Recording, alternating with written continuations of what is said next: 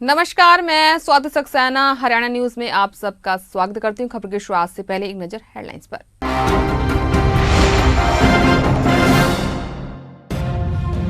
हरियाणा में महामारी का प्रकोप जारी। केंद्रीय मंत्री कृष्ण पाल गुर्जर कोरोना पॉजिटिव। कुमारी शैलजा ने भी खुद को किया होम क्वारंटाइन।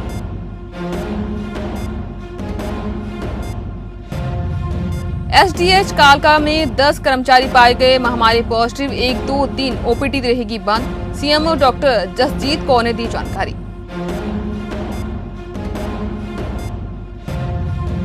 फ्लाईओवर की स्लैब गिरने के मामले में एनएचआई की बड़ी कार्रवाई। 2 अधिकारी प्रोजेक्ट से बाहर। घोर लापरवाही को लेकर 25 अगस्त से हर रोज 50,000 का भी लगाया जुर्माना।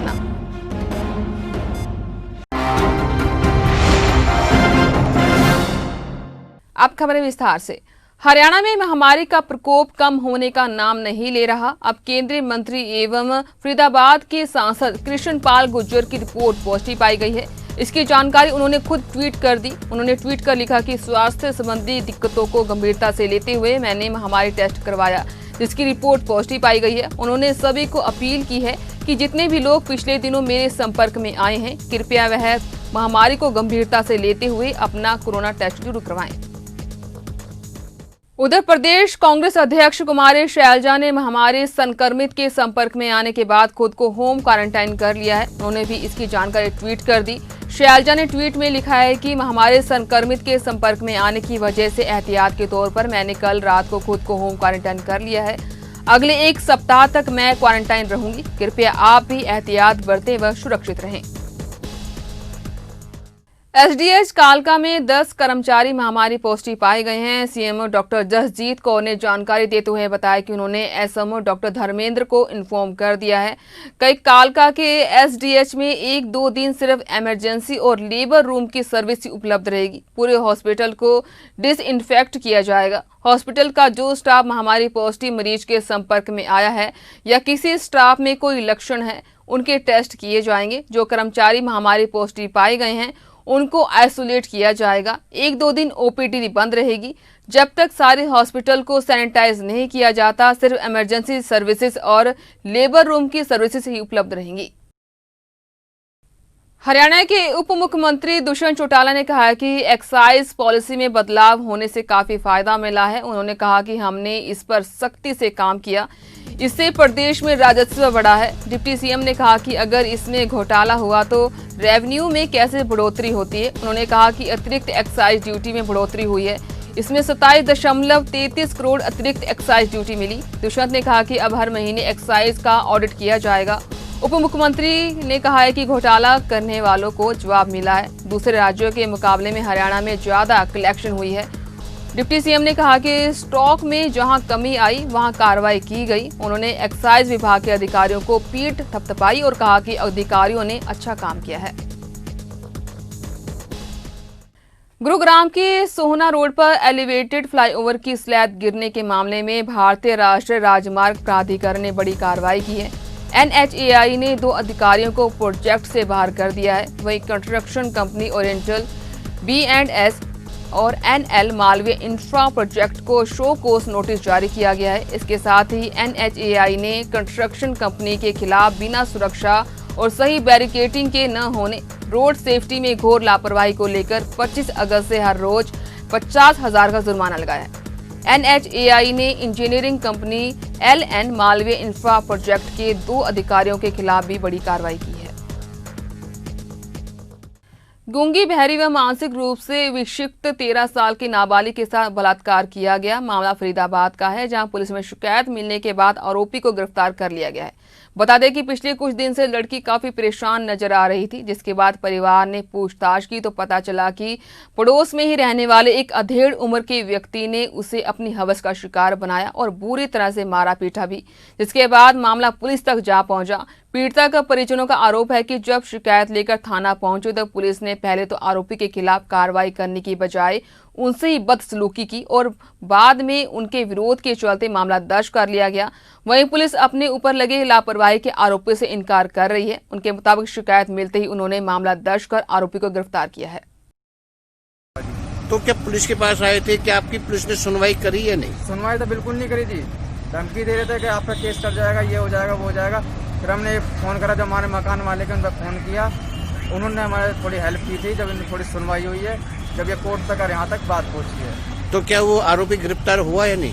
सर गिरफ्तार तो हुआ ही नहीं था, हमने खुद लाके पकड़वाया थी वो, और उसकी सुनवाई कर ही नहीं रहे थे। वो तो यही सोच रहे थे ये लिपटा जिपटा हो जाए, ख़त्म हो जाए, तो कुछ करना ही नहीं है, जैसा है वैसा ख़त्म हो जाए। तो अब आप क्या चाहते हैं? हमें सब इंसाफ चाहिए और कुछ नहीं चाहिए बस। लेकिन वो आरोप लगा रहे हैं कि हम थाने में शिकायत करने आए थे, तो उल्टे हमें 2 दिन तक बैठा वो लिया। थाने में गए थे, वो दूसरे दिन भी गए थे, आज दूसरा दिन है। वो आरोप लगा रहे हैं कि पुलिस ने हमें ही बैठा लिया था, उसको गिरफ्तार नहीं करे, शोर शराबा करा, हंगामा करा, तब ये कार्रवाई हुई। मुकदमा तो कल से दर्ज है, कल आए थे थाने में, कल ही दर्ज हो गया था। गिरफ्तारी कैसे हुई है आरोपी की? गिरफ्तारी मौके से हुई है। उसके लड़की के जो परिजन हैं उन्होंने अक्यूज को पुलिस को हैंड ओवर किया है, मौके पे रंगे हाथों पकड़ा था, उसकी अरेस्ट डाली है। लड़की की सेम डे सेम टाइम पे मुकदमा दर्ज किया गया है। बच्ची की हालत की बात करें तो किस हालत में है बच्ची? बच्ची अभी स्टेबल है, मेडिकल उसका करा दिया गया है। बच्ची 5-5.5 महीना प्रेग्नेंट भी है, और क्योंकि वो बोल सुन नहीं सकती है और मेंटली चैलेंज्ड भी है, इसलिए स्पेशल इंटरप्रेटर का अरेंजमेंट किया जाएगा, जिससे कि उससे संवाद कायम किया जा सके और उसकी बात को पूरी तरह समझा जा सके।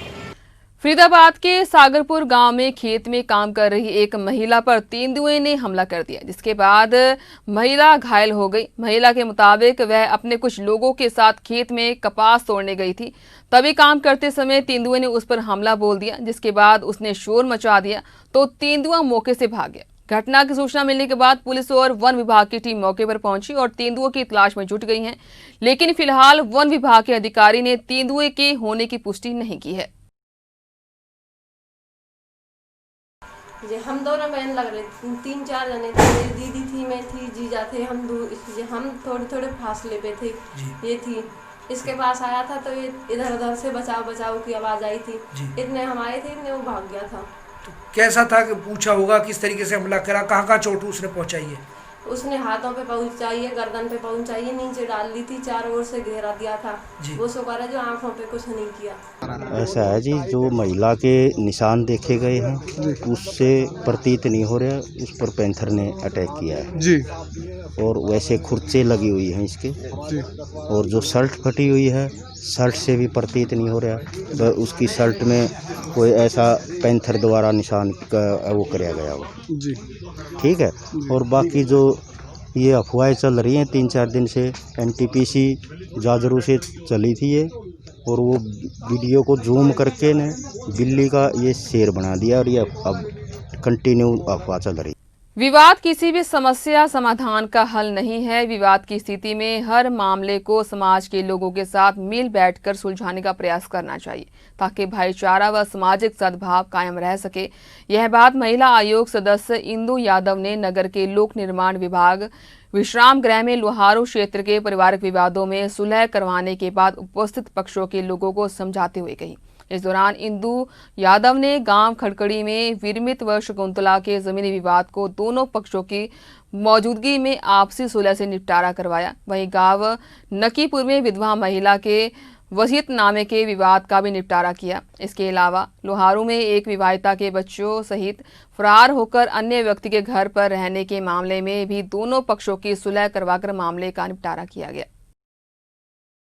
कलायत उपमंडल के गांव सिमला से आज अष्टमी को लगने वाले गोगा माड़ी मेले का महामारी वायरस के कारण इस बार आयोजन नहीं किया गया। श्रद्धालुओं ने नियमों का पालन करते हुए पूजा अर्चना कर मन्नतें मांगी।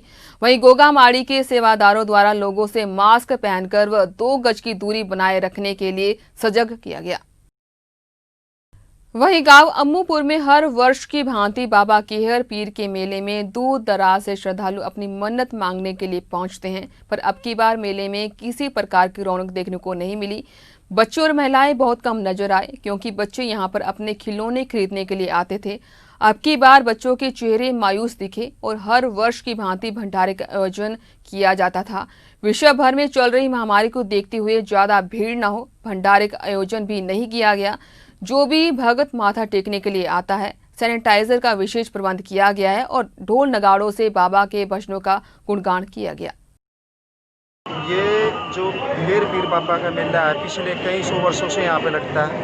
यहाँ पे दूर दराज से बहुत दूर दूर के गांव से लोग धोखा मारने के लिए आते हैं। कोरोना महामारी के कारण सोशल डिस्टेंसिंग का, सैनिटाइजर का कमेटी की तरफ से विशेष प्रबंध है।